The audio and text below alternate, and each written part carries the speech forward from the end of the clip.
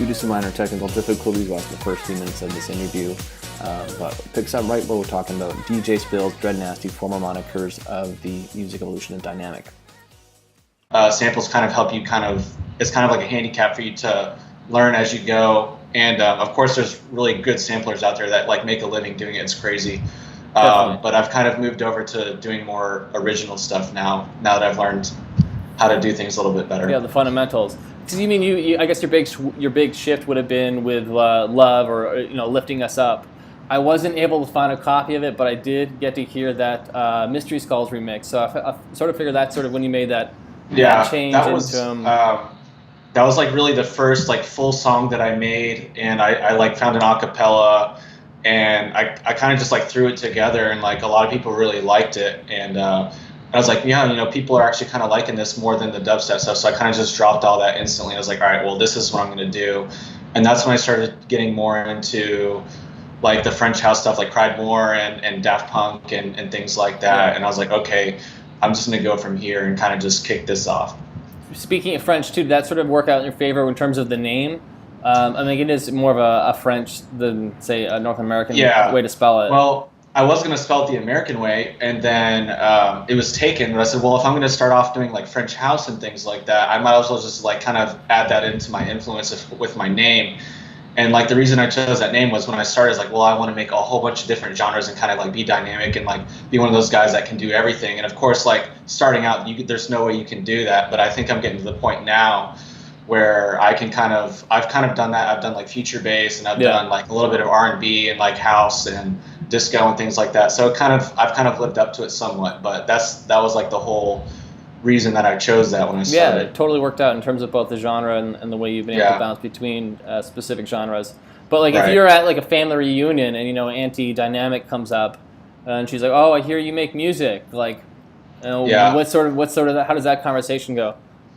I usually just say disco because it's easiest, or like even house sometimes. Like if people don't really listen to electronic music, and like even like in conversation, like when you say you make disco, like a lot of people are pretty familiar with EDM these days. Yeah. So like if you say disco, it kind of draws them back a little bit, unless like because it's still a small scene compared to other scenes. So like usually if someone knows what's going on, like, oh, that's so cool. But if not, like, oh, that's kind of weird. But especially in Houston, there isn't really a disco scene at all. So usually if I say that, people are like dubstep and like bass house and stuff are really big here. So like I'm kind of in the minority when it comes to that kind of genre in my area. So yeah, I mean, because obviously when you think Houston, you're thinking country music, or like I know you're a big fan of that, like that country rap. But yeah, so I mean, for your back to your music though, like you sort of out there with a few remixes, a few singles, and then Tupac, that release comes out, and that blows up. Like, what is that like being like? I know I looked at the old data where it's like, oh, like 50 plays, and then something just exploding in like 200,000, half a million. The thing about that song it's kind of like the encapsulation of the old days of SoundCloud, where literally I sat on like maybe 30 plays on that song for maybe like a month, and that was like back when I had maybe like 500 followers or so. And I literally just started sending it to blogs and websites, and like, hey man, this song's really cool, I think you guys should repost it. And I literally sent it to maybe 100 guys, and a lot of bigger blogs and sites just kind of reposted it, and from there it was all organic traction, and it's still my most played song every week, even on top of any other release, just because if you search Tupac on SoundCloud, it's like in the top 20. So it's always just going to be that number one song for me, and like even to this day, I'm just glad that I still like it, and like it's a good song for me. No, it is. It's like we had our first warm day here, a sunny day, so I was like, this fits. Yeah, that's good for that. So yeah, I'm really glad with that one, and I tried to. I have a couple other similar songs I never released that were kind of in the same vein. Like I did a Will Smith remix that was kind of disco, and I think I had it on my page for a very brief moment. But I'm like, I have a bad habit of uploading stuff, and then like, no, I don't want people to hear it, especially back in the older days. And then like a day later, it's gone forever. So how do you decide who makes the cuts? The hardest part of any coach's job. Yeah, so I'm a lot more selective now. Like I haven't really released a single in about 6 months, just because. At least an original on my own. I've done some collaborations, but my last single I worked really hard on for like 2 years. I went through 3 different vocalists, and I knew that the song was going to be good when it was actually released, because I had a lot of faith in it. So when it was finally released, I was able to release it with Pop Gang Records, which is a really great label. And then I was lucky enough to have a lot of friends who I respect as artists who were willing to remix it for a remix EP. And I just wanted to make sure that my next release kind of lived up to my last single. So I've been I've probably made 10 or 15 songs since then, but a lot of them are not things that I want to release. So I've done a couple remixes in between, but I just wanted to make sure that I'm very selective now about what I release. So great. And the next one being This Time. So like, what can fans? It's coming out on the 19th. What can fans expect about that? So I've been trying to transition more into house, just because you get to a point as an artist where, yeah, it's great to make underground music and everything, but if you want to take it seriously, you have to kind of play the game a little bit. So This Time is almost an in-between of house and disco, where it's like 115 BPM and it's got a lot of energy, but it's also kind of slow. And I sat on the instrumental for about 4 or 5 months, and I almost was just like, I looked for a couple of vocalists to kind of fit on. I was like, it didn't sound like anyone was going to fit. And then I found a Donna Summer sample, and it felt really good to kind of go back to sampling a little bit and like kind of taking an old disco song and updating a little bit. So I'm really excited for people to hear it. Sweet. I mean, I've heard it, but I bet you people look forward to it. But you've remixed some of the biggest greats. I mean, in terms of the French scene, your Falks, your Braxes, your Bang Olufsers, Guy Holmes, Falk, who I think you have probably the biggest. I mean, it's my opinion. Oh, he's one of my favorites. Yeah. Yeah, you can sense it. So like, how do you sort of go out and pick, like, you know what, like I'm gonna do this Janet Jackson thing, or how do you go around and like select these songs that you want to remix?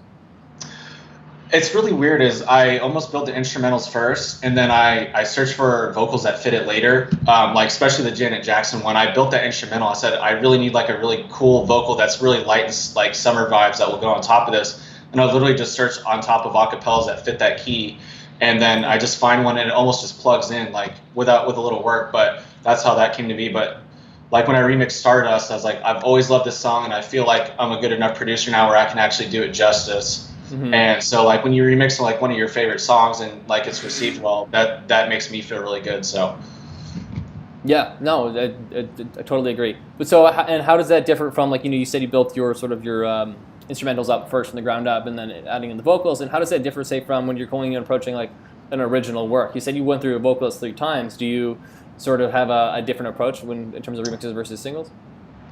Even with vocalists that I work with, knowing that I need a vocalist for a song, like I typically work with the same vocalist. One of my friends, Chloe, she's really great. She's been on 3 of my songs, and I think she's going to be on 2 more coming out. So I like to just work with friends. So for me, music has always been about making friends and being in a community. So totally. A lot of my best friends I've met through music, even if they don't live near me. So yeah, even when I'm approaching a single, we always do the instrumental first, and then we try to find a vocalist that would fit that, because the instrumental is kind of our taste and our part of the song. Mm-hmm. And if we're the ones coming up with it, then we kind of like to do that first and then work with the vocalist, especially if they're not able to come into the studio with you and kind of vibe out with you and do that. Yeah. But even then, like when we worked with Chloe on You Told Me, we all sit in a Skype session. We wrote the lyrics together. We kind of riffed it a little bit, and it's almost like you're together in the studio. So. Mm-hmm. It just depends on how you do it, but it can be done both ways. Cool. Now we've kind of talked about it being, I don't know, veterans in the game, I suppose. What SoundCloud used to be, or at least the state of SoundCloud now. What's wrong with it? How can it be fixed? What's missing? Yeah, I mean, SoundCloud used to be great, and especially I feel bad for artists that are trying to get noticed, because it's so hard now to just even break in the door. It's so hard. Even for me, like I've kind of switched all my attention to Spotify, just because it's kind of like the new platform that's kind of picking up steam. But SoundCloud, even with like the reposts and all these networks and things, and where there's kind of like a gate where you have to kind of almost pay someone to get in. Yeah. And totally. Even then, you don't even know if you're not really getting real fans. You're just getting attention. Then it's like very short-lived. You want to grow an organic fan base that want to listen to all your releases, not just listening to it because it's released and they see it. Because somebody paid to have it heard. Right. So like it's a very different game than it used to be 3 or 4 years ago. And I think a lot of artists that I know are still trying to navigate that, whether they're big or small.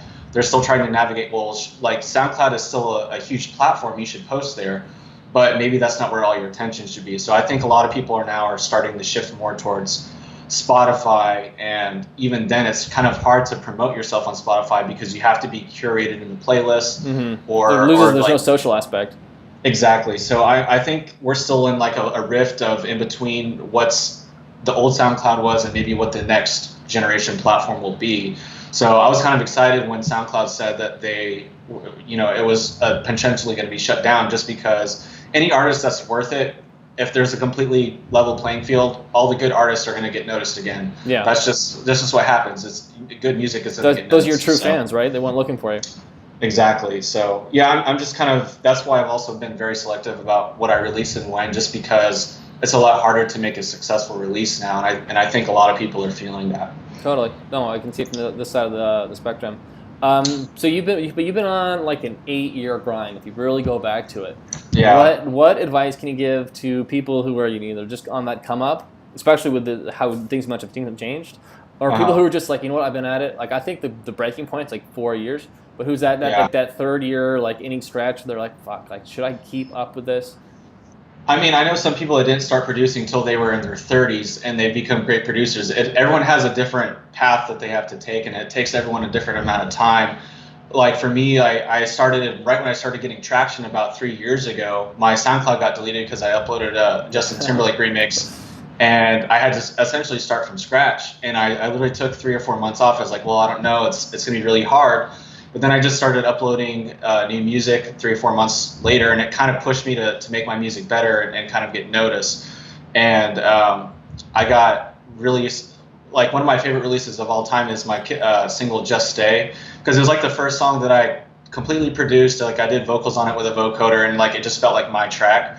And I think once people do that first track where they feel like, wow, I really did this, and like I made this and I actually like listening to it, I think that's where you really get ignited, and you kind of just, you can't give it up after that. Like, whether you get big or not, like I could have 0 fans. If I enjoy making music, I'm going to do it. Yeah, that's all that matters. I mean, but I think that's the true sound of a veteran of the SoundCloud in the industry, is having your one of your accounts removed at least once. It happens to everybody. Yeah, for sure. Awesome, man. Elliot, it was great having you. I really appreciate you taking the time today. Thanks for coming by. Not a problem. I appreciate it, man. Thank you so much.